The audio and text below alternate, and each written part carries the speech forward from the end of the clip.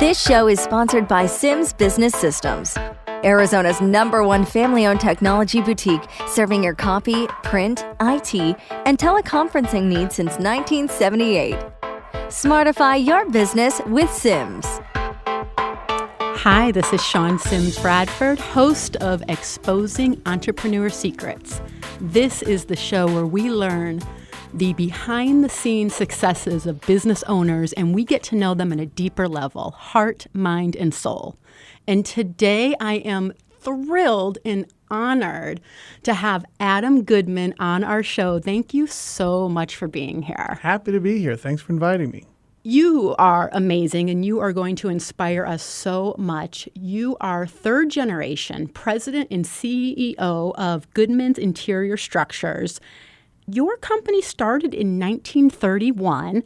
You moved here in 1954, your company. When did you know, Adam, that furniture was in your blood?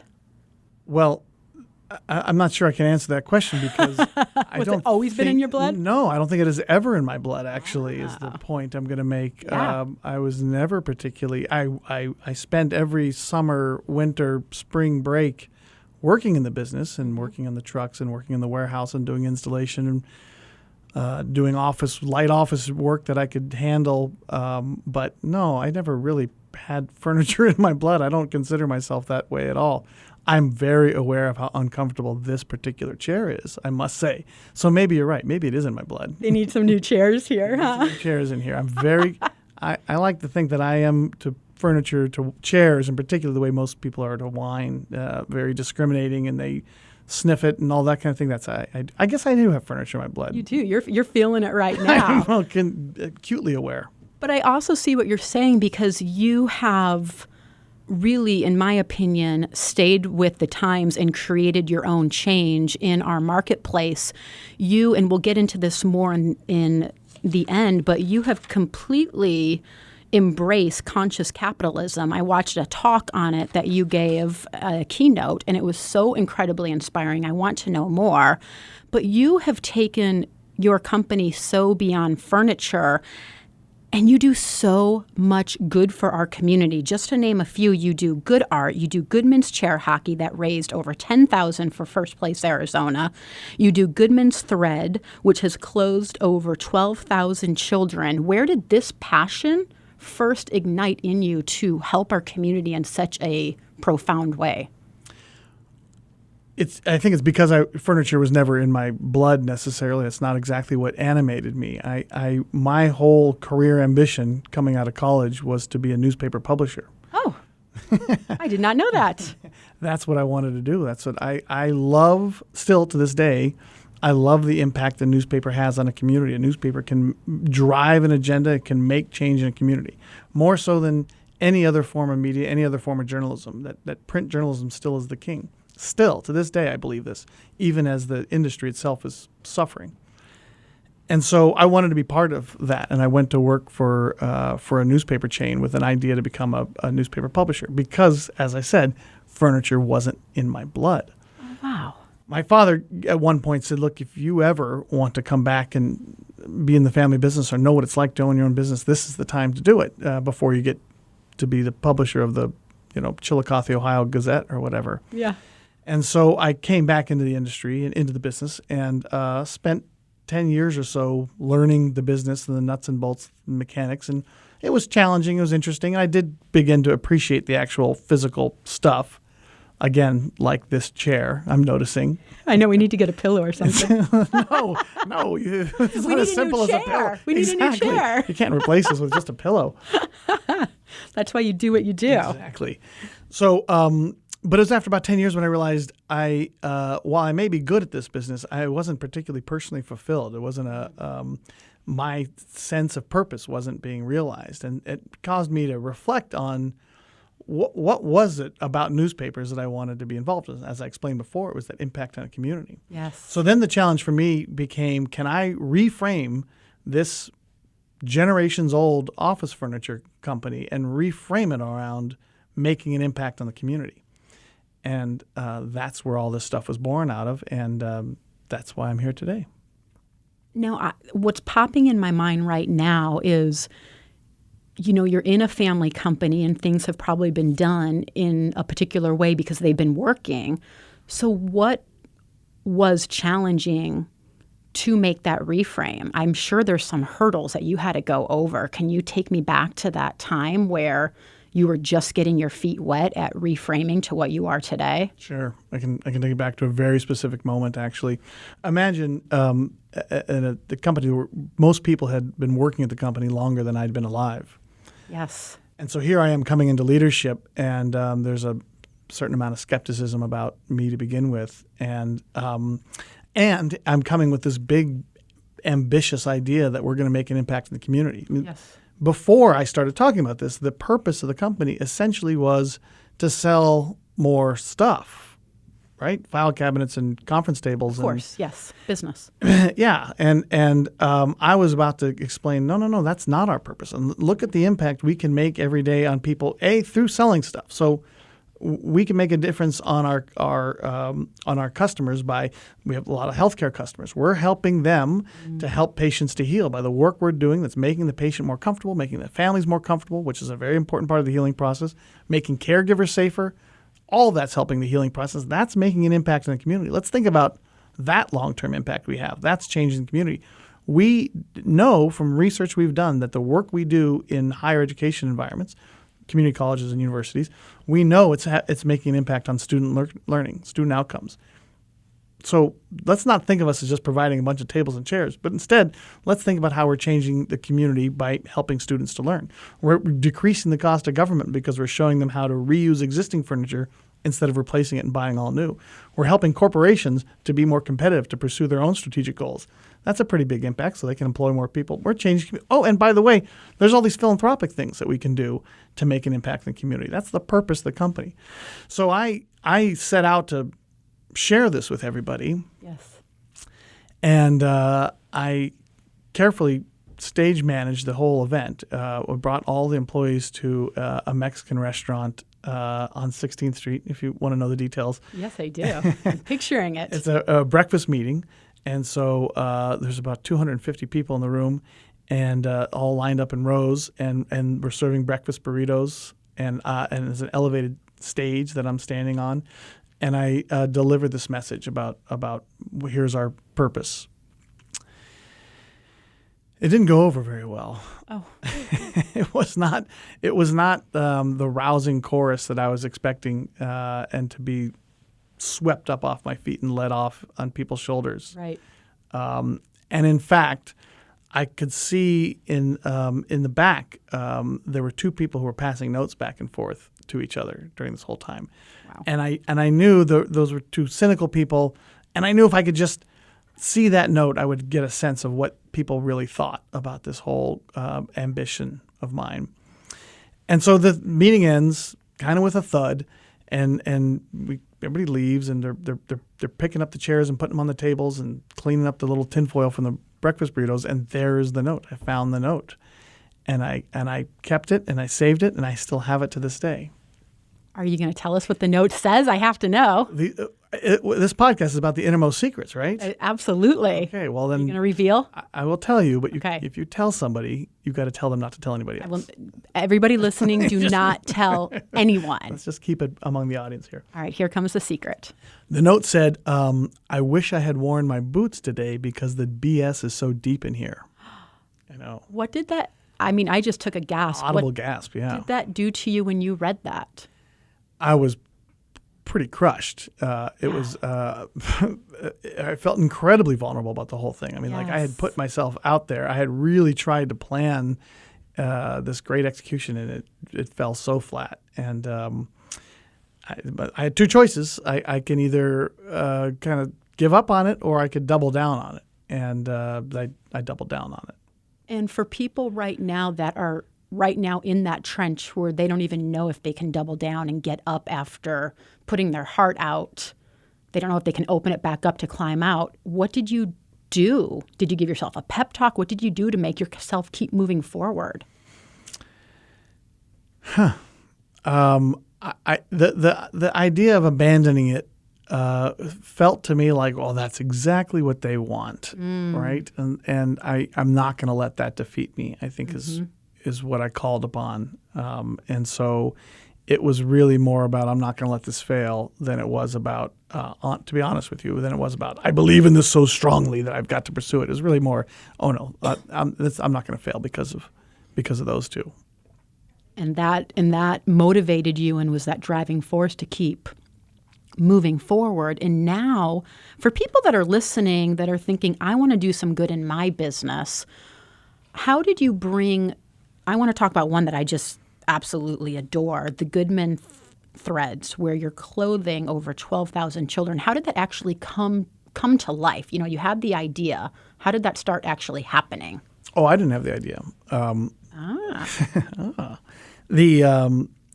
So when I said I doubled down, one of the things I did was challenged everyone in the company to take a look at our surplus, and this is the key phrase right here, our surplus assets, resources, and talent. Yes. We're looking for surplus assets, resources, and talent, and find what we can use to leverage a need in the community somewhere, to benefit a need in the community. Mm-hmm. And that process came up with some really wild ideas, including this one. So we had a woman in Tucson. And she said, "Okay, I get it. You want to make an impact in the community. I'm with you. Here's what this community needs: is a foster clothing bank." What? We're a furniture company. What do you mean? Yeah. Well, she said, "Look, Phoenix has 4 foster clothing banks. Tucson has none, and this is an important need." Yeah, keep talking. She said, "We got a warehouse that we can store the clothes. We got trucks that we can pick up and transport the clothes, and we've got people who on their lunch break can fold and sort the clothes. We've got everything we need to be the foster clothing bank for Southern Arizona."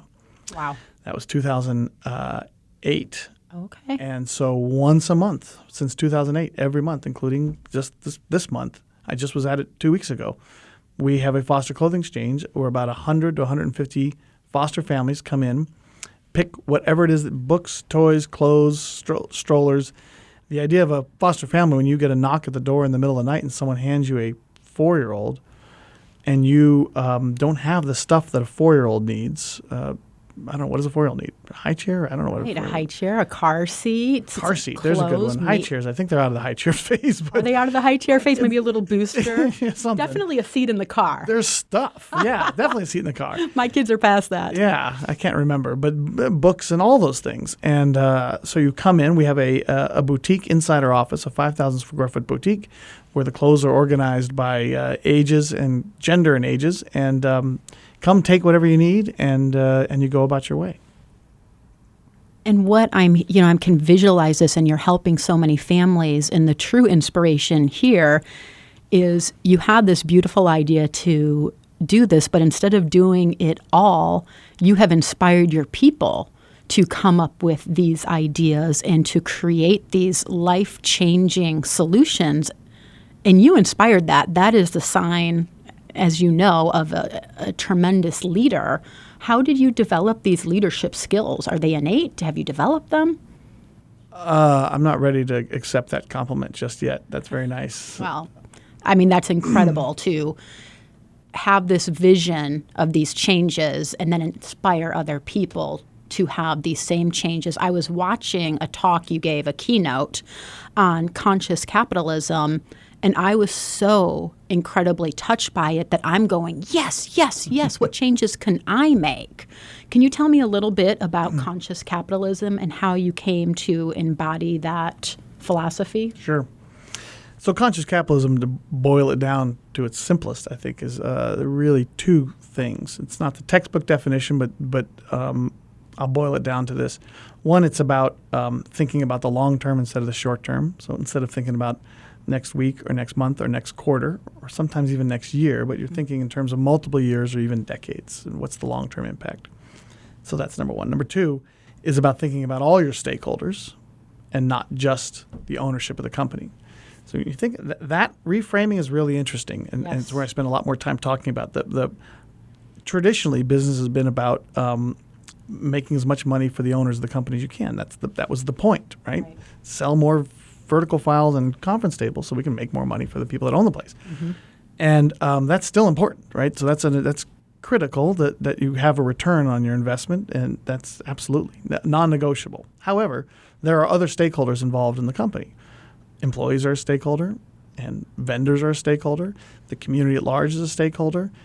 Supply chain's a stakeholder. I said that already. But I guess my point is you can identify whoever you want to be as your stakeholders.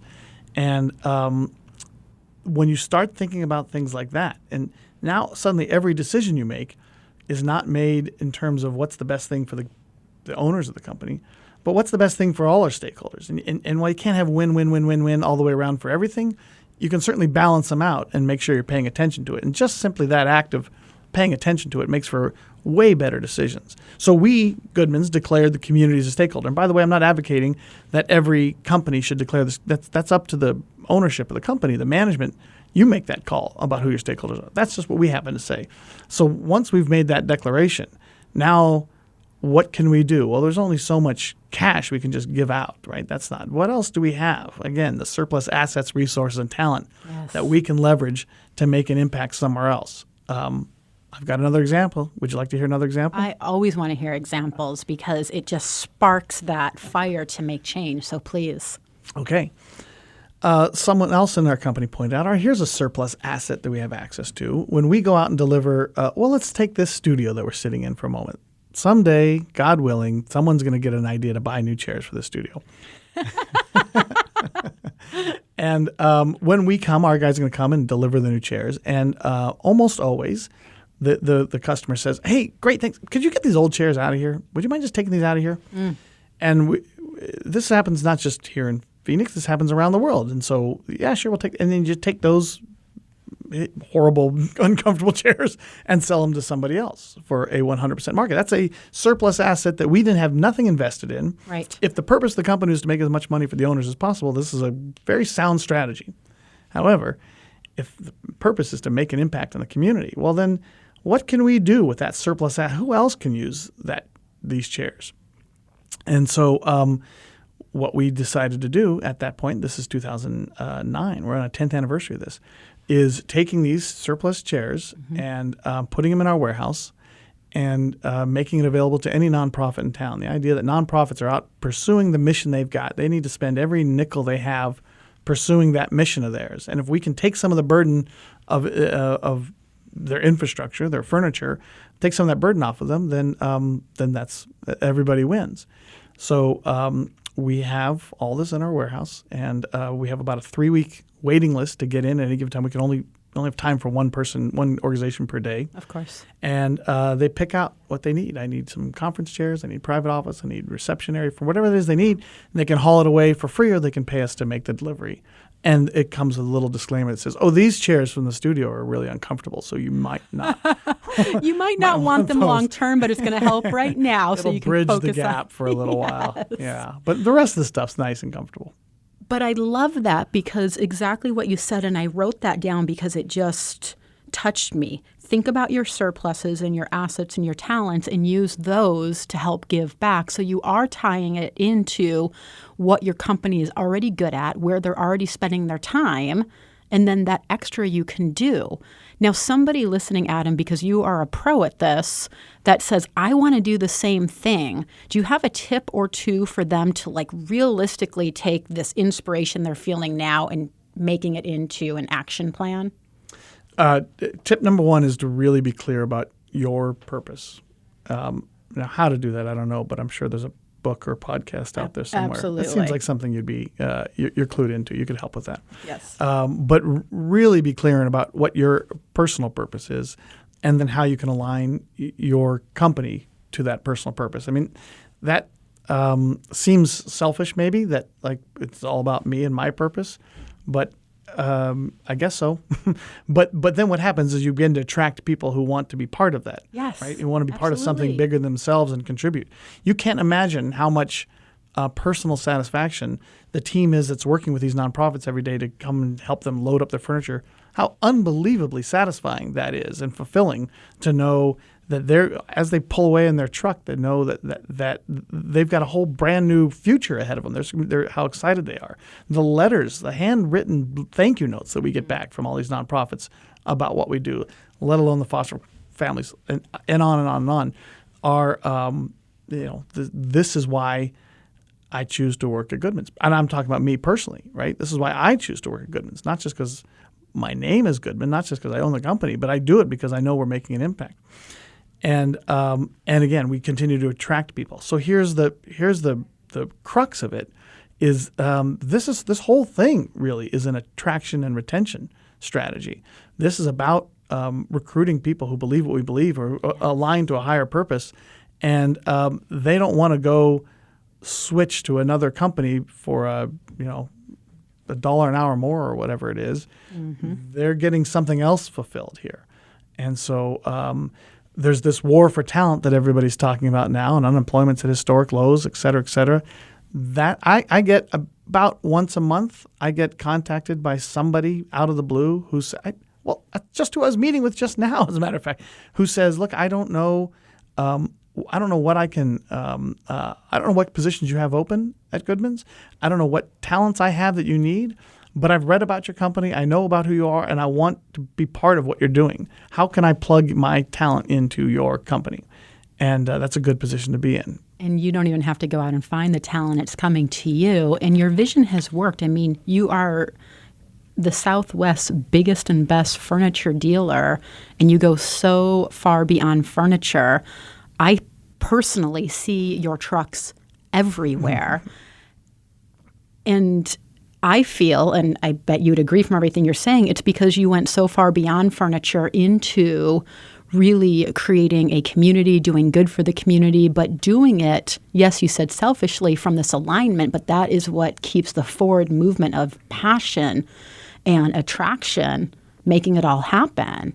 You are such a successful businessman and you keynote speak in numerous places. What do you personally do to recharge so you can get up and spread all this inspiration the next day?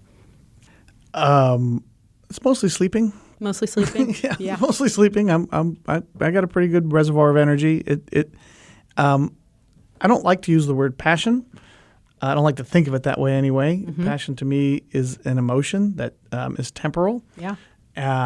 Purpose is much more meaningful to me. And like that. As I said, this aligns to my purpose. So, of course, I'm looking forward to tomorrow and getting up and doing this. Like, yeah, of course I am. And the furniture itself, the actual physical product it's just what we do. I mean, everyone's got to do something. This is what we do. It's just not why we're doing things, right?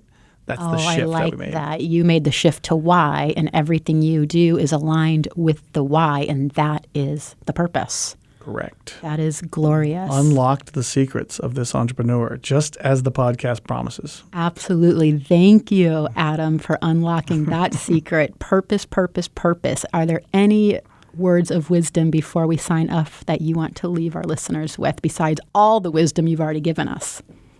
No, I think I've said everything I know. You've got it all. I love it. Life's too short for a bad chair like this. That's my wisdom. I love that wrap up. So sit in a comfortable chair and live with purpose. Thank you, Adam, so much. And for people that absolutely want to know more, that want to get to know your company even better, how can they find you? Goodmans.com. Operators are standing by. Goodmans.com. Thank you so much, Adam. You bet, Sean. Thank you.